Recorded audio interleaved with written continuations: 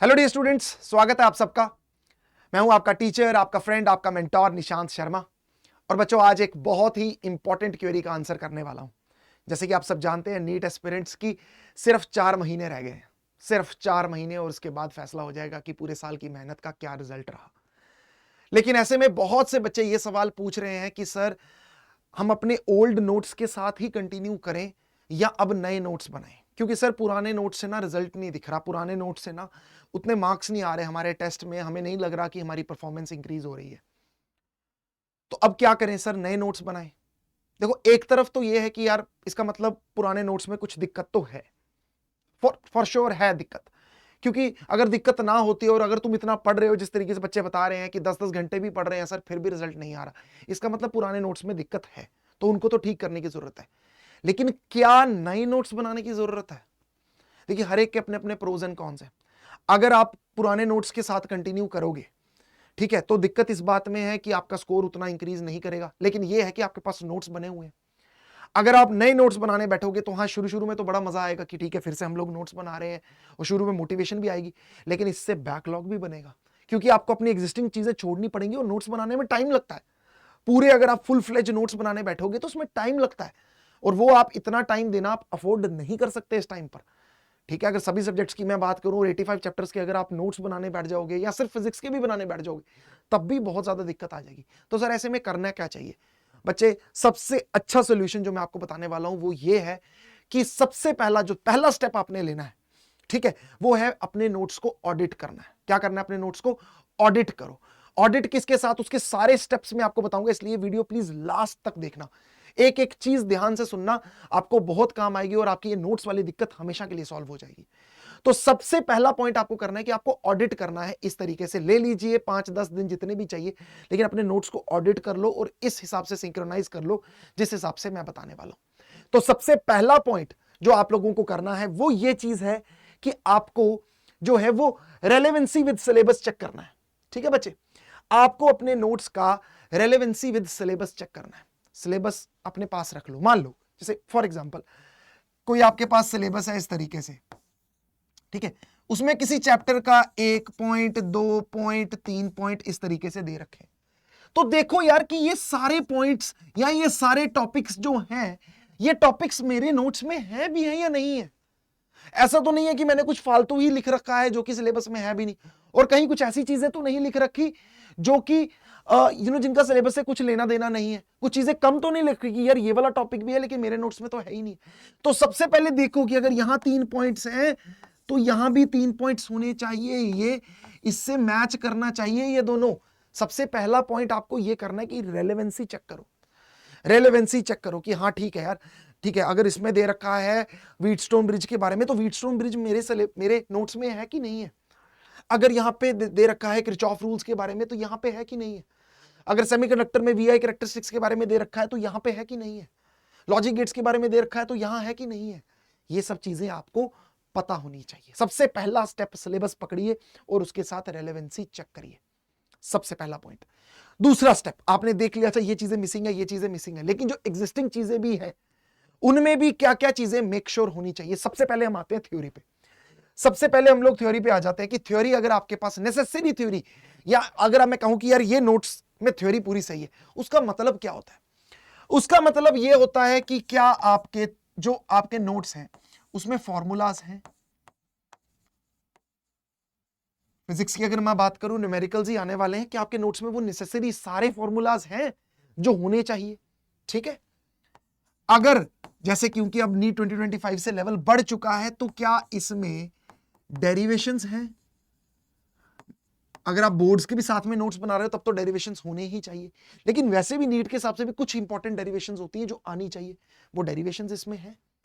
NEET का exam speed के against एक वॉर है, तो स्पीड के लिए शॉर्ट ट्रिक्स आपके पास होनी चाहिए। तो क्या वो शॉर्ट ट्रिक्स आपके नोट्स में है? क्या वो शॉर्ट ट्रिक्स आपके नोट्स में है? देखिए ध्यान से, ये सब इन सब चीजें आपके इसमें होनी चाहिए। Fourth point, NCERT important points, यानी कि एनसीईआरटी पॉइंट्स हैं आपके उसमें। एनसीईआरटी को एनटीए भी बेस लेता है। हमेशा पेपर बनाने के लिए एनसीईआरटी को रेफर किया जाता है।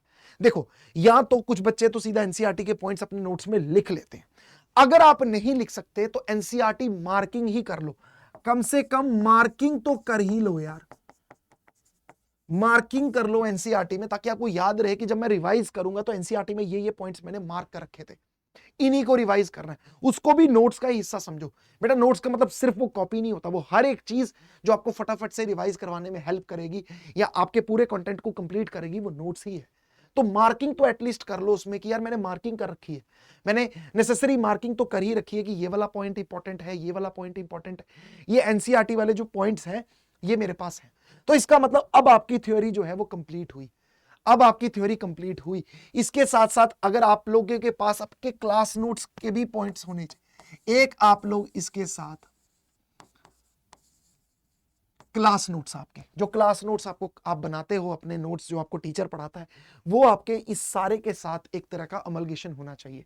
ये सारी चीजें अगर है तो आपकी थ्योरी जो है वो कंप्लीट है, आपके नोट्स जो है वो बिल्कुल सही है, सटीक है। लेकिन ये तो सर थ्योरी की बात आ गई, लेकिन नीट के सब्जेक्ट में तो सर क्वेश्चंस आते हैं और क्वेश्चंस भी ज्यादातर न्यूमेरिकल्स आते हैं, तो उसमें क्या करना है? अगर मैं फिजिक्स की बात करूं, अगर क्वेश्चंस आपके नोट्स में नहीं है तो उसको मैं नोट्स नहीं मानता, वो नोट्स नहीं है फिर कि आपने थ्योरी के पन्ने पलटे और हो गया, नहीं, ये नहीं है। आपकी क्वेश्चन रिपोजिटरी होनी चाहिए पूरी नोट्स की। इसमें क्या क्या कुछ होना चाहिए? इसमें आपके जो क्लास नोट्स के क्वेश्चंस हैं, जो आपके क्लास नोट्स क्वेश्चंस हैं, वो आपके इसमें होने चाहिए, जो आप क्लास नोट्स में करते हो, ठीक है, वो आपके इसमें प्रेजेंट होने चाहिए। उसके बाद पीवाईक्यूज कह लो, जो आपके मॉक टेस्ट होते रहते हैं उसके क्वेश्चंस कह लो। फिर आपके जो हैं इसके बाद जो भी आपके क्लास टेस्ट होते रहते हैं, ये सब क्वेश्चंस जो हैं, या तो इसमें आप लिख लिया करो अपने नोट्स में एक बार फटाफट से, या इनकी मार्किंग तो एटलीस्ट करके रखो, और इनकी मार्किंग जो है अपने नोट्स में लिखो कि जब आपने वहां किया है तो PYQ question number 23, 59 and 61 should be solved, कुछ भी इस तरीके से। मॉक टेस्ट का है तो वहां लिखो कि मॉक टेस्ट 5 इस क्वेश्चंस को मैंने रिवाइज करना है जब भी पढ़ना है, ताकि आपने नोट्स खोला तो वो एक सिंगल पॉइंट सोर्स आपको मिल गया कि यहीं से सब कुछ करना है, यहीं से सब कुछ करना है, यहीं से सब कुछ करना है, मैंने यहीं से कवर अप करना है, मुझे यहां से पता चल गया कौन सा पीवाईक्यू सॉल्व करना है, कौन सा नहीं करना है। तो ये पता होना बहुत ज्यादा जरूरी आपका हो जाता है। और इसकी कैटेगराइजेशन करो यार, इसकी कैटेगराइजेशन करके चलो कि भैया ये क्वेश्चन नोट्स में इजी वाला है, ठीक है, ये मेरा मीडियम वाला सवाल है, मुझे एक बार देख लेना चाहिए, ये हार्ड वाला है, अगर इस चैप्टर से हार्ड क्वेश्चन बनेगा तो इस टाइप का बनेगा, मीडियम इस टाइप से, तो कैटेगराइजेशन रहेगा कि हार्ड वालों को रिवाइज करना है, इजी वाले मुझे पहले भी आते हैं, इनको रिवाइज करने की जरूरत नहीं है। तो आपको पता होगा क्या स्किप करना है, क्या पढ़ना है, ये चीज पता होना बहुत ज्यादा जरूरी है। तो इस तरीके से ये सारी चीजें, ठीक है, रिपोजिटरी बनाने का मैं ये भी बोल रहा हूं कि नहीं भी अगर आपको पीवाईक्यू क्वेश्चन पूरा लिखना नहीं है तो एटलीस्ट ये तो लिखो कि पीवाईक्यू जो भी आपके पास बुक है, आपके पास फाइल है, उसमें लिखो कि question number 41, 43 should be solved, ताकि याद रहे आपको कि मुझे जब भी रिवीजन करनी है उन क्वेश्चंस को सॉल्व कर लेना है, ठीक है। नोट्स आपके इस तरीके के होने चाहिए जो आपको सारी इंफॉर्मेशन प्रोवाइड करें, एक एक चीज, थ्योरी आपको प्रोवाइड कर दी, ये क्वेश्चंस आपको प्रोवाइड कर दिए, और कौन सी चीज है जो मिसिंग है? सॉल्यूशंस। जी हाँ, क्वेश्चन तो आपने कर लिए, क्वेश्चन आपने कर लिए, सॉल्यूशन कौन करेगा? सॉल्यूशंस किस किस के सॉल्यूशंस, किस किस के सॉल्यूशंस? जो आपके क्लास नोट्स के प्रॉब्लम्स है उनकी, जो आपके क्लास नोट्स के क्वेश्चंस हैं उनके सॉल्यूशन अच्छे से होने चाहिए। बेटा जी, चाहे जब आप टीचर आपको पढ़ा रहा था आपसे सारे क्वेश्चन सॉल्व हो गए, लेकिन उसका यह मतलब नहीं है कि बाद में भी हो जाएंगे। प्लीज इस बात को समझिए, प्लीज इस बात को समझिए, इसका मतलब आपके पास सॉल्यूशन होने चाहिए ताकि कभी भी कुछ भूल जाए तो आप रिवाइज कर पाओ उन चीजों को। इसके बाद क्लास नोट्स क्वेश्चंस के बाद जो आपके पीवाईक्यू हैं, सारे नहीं, जो इंपॉर्टेंट है, जो इंपॉर्टेंट है। इसी तरीके से जो आपके टेस्ट हुए हैं, जो आपके टेस्ट सीरीज में अच्छे सवाल आते हैं, उनका सॉल्यूशन होना चाहिए कि नहीं होना चाहिए? सॉरी, उनका सॉल्यूशन आपके पास होना चाहिए कि नहीं होना चाहिए? बिल्कुल होना चाहिए सॉल्यूशन। ठीक है, जो आपके पीवाईक्यूज हो गया, जो आपकी अच्छी रेफरेंस बुक है,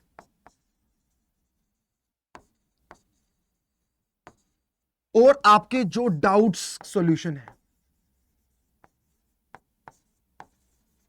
बच्चे ये एक एक चीज, टीचर से आपने डाउट पूछा, टीचर ने सॉल्यूशन बताया, फटाफट से अपनी नोट वाली कॉपी पे लिखो, जहां नोट्स बनाते हो वहां लिखो, क्योंकि वो डाउट तभी आया क्योंकि वो मुश्किल था, और मुश्किल चीज याद रहनी चाहिए। अगर बेटा आप ये सारी स्ट्रेटजी फॉलो कर रहे हो तो आपके नोट्स कंप्लीट हैं, आपके पास सॉल्यूशंस हैं, आपके पास क्वेश्चंस हैं, आपके पास नेसेसरी थ्योरी है, आपको कहीं और भटकने की जरूरत नहीं है। एक बस एनसीईआरटी अपने पास होनी चाहिए, बाकी सारे सोर्स हैं, और बाकी सारे सोर्स को कनेक्ट करते हैं आपके नोट्स, जो आपको सब कुछ बताएंगे कि यार टेस्ट सीरीज कैसे है, पीवाईक्यू के क्वेश्चंस कैसे होंगे, रेफरेंस बुक के अटक गए किसी क्वेश्चन पर, पता यार ये क्वेश्चन है लेकिन इसका सॉल्यूशन भी लिखा हुआ है, तो अटकोगे नहीं।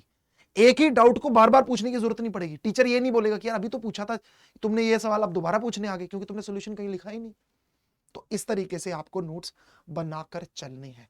बेटा 4 महीने का टाइम है, हम तो अपने बच्चों को इसी तरीके से सजेस्ट कर रहे हैं और इसी तरीके से उनके नोट्स बनवा रहे हैं, उन्हें क्वेश्चंस अच्छे से सॉल्व करवा रहे हैं, उनकी रिपोजिटरी बनवा रहे हैं, और जहां जहां उनको ये डाउट्स आ रहे हैं ना, ये बार बार उनके डाउट्स को सॉल्व कर रहे हैं।